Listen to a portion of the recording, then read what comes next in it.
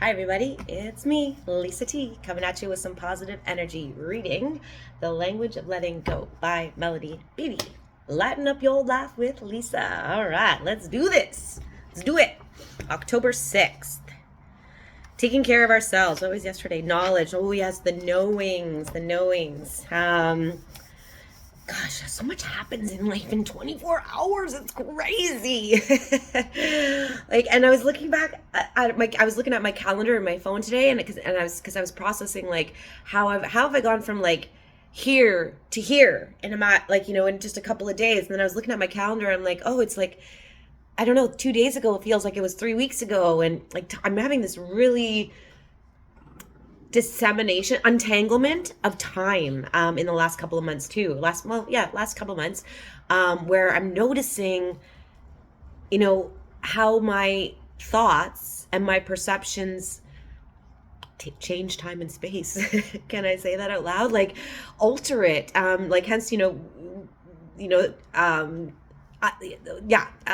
so, okay, wait. So I've noticed that, like, if I tell myself, like, oh, you've got all the time in the world, I end up having extra time in the morning. Or and if I tell myself, oh my god, I'm running late, and there's not enough time, then it seems like the hours go by quicker.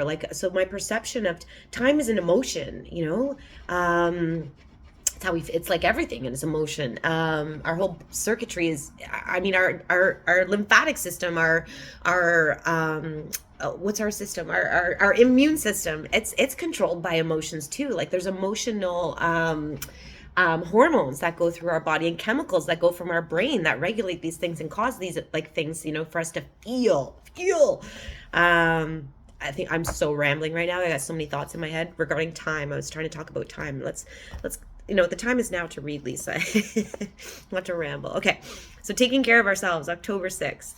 It's healthy, wise, and loving to be considerate and responsive to the feelings and needs of others. So if you're a codependent like me, you've always been concerned. It's like, I'm gonna be hyper aware and really monitor how you're doing, so that I don't make you upset, and make sure you're okay. Because if you're upset, then I'm gonna get upset, and then I'm not gonna be okay. So that's not gonna be okay. So I got to make sure so it's all about, and in just that one little moment, that sounds exhausting, right? Like, that was like my life, all the time. So, but a codependent is making sure that everyone else is okay, and they just throw it out on them, because it's deep inside. It's like, well, if everyone else is okay, then I'll be okay. And it's just not the truth, and it doesn't work.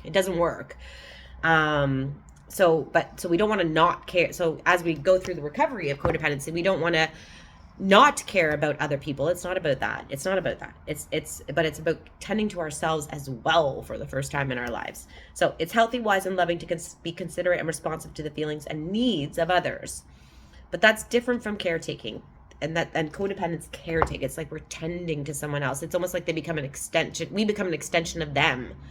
So that person, it's like I'm an extension of them. So I'm always like in tune to like, oh, what do they need? Like, you're monitoring to make sure you're an extension. You forget about being your own autonomous self, I'm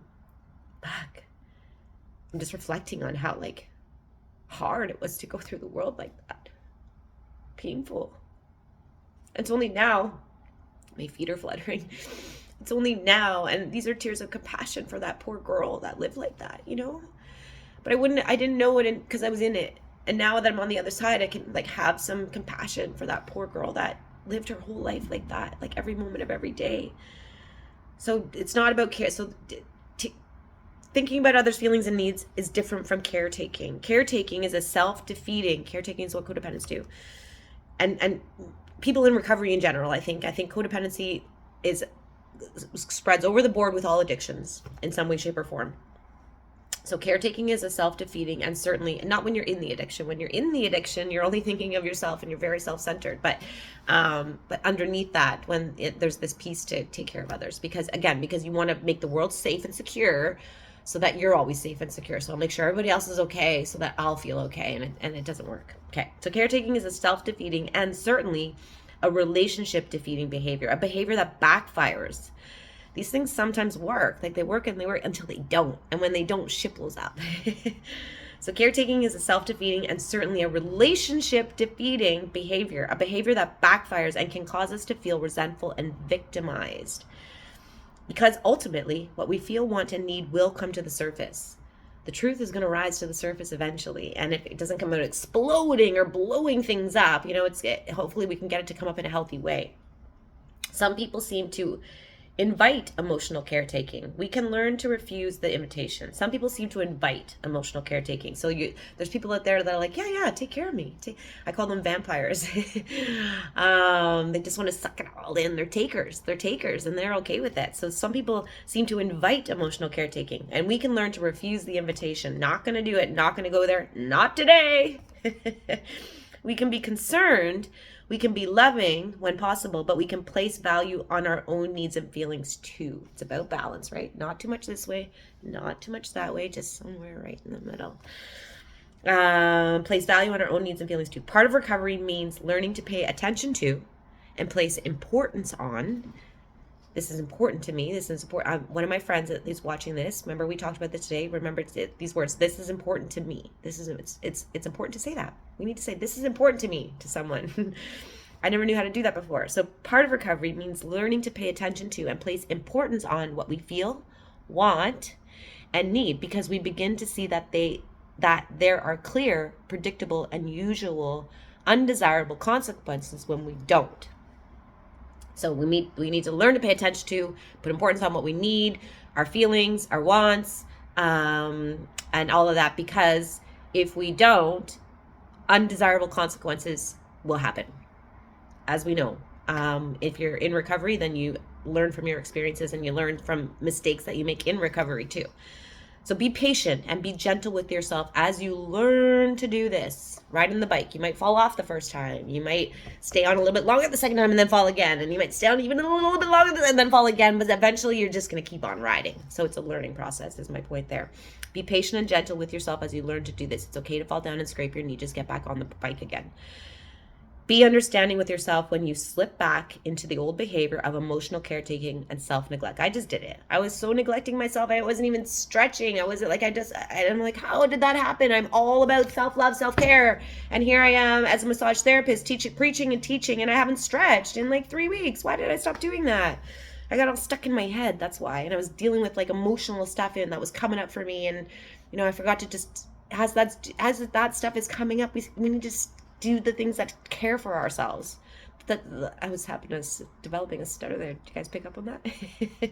Okay, so it's okay if we slip back into the emotional caretaking and self-neglect, but stop the cycle today. Not today. We do not have to feel responsible for others. We do not have to feel guilty about not feeling responsible for others. We're all on our own path, and I got my own crap to take care of. We can even learn to let ourselves feel good about taking responsibility for our needs and feelings. I'm telling you, I promise you, it feels amazing. When I strictly went on this self-love journey there, when I started it 2 years ago, I remember like 6 months in, I was like, I found the greatest gift. I found this love that I've always been looking for outside of myself. I'd finally found it inside of me, and it was amazing. So it feels good.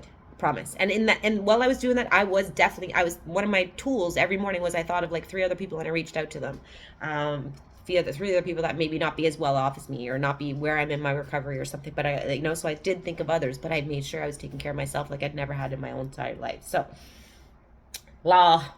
okay. So what was last? We can even learn to let ourselves feel good about taking responsibility for our needs and our feelings. You can feel good about it.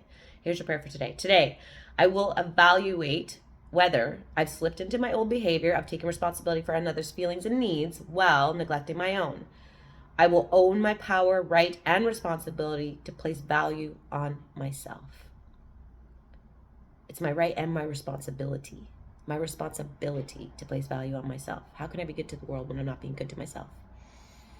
One more time. Today I will evaluate whether I've slipped into my old behaviors of taking responsibility of another's feelings and needs while neglecting my own. It's not about just caring about someone. It's about doing that and neglecting your own. I will own my power, right, and responsibility to place value on myself. Good one. Amen. Thanks for watching. Lights Out with Lisa. Hit subscribe, hit like, give me a thumbs up. Thanks for watching. Enjoy your journey. Enjoy self-loving. And thank you so much for watching. Mwah. Namaste.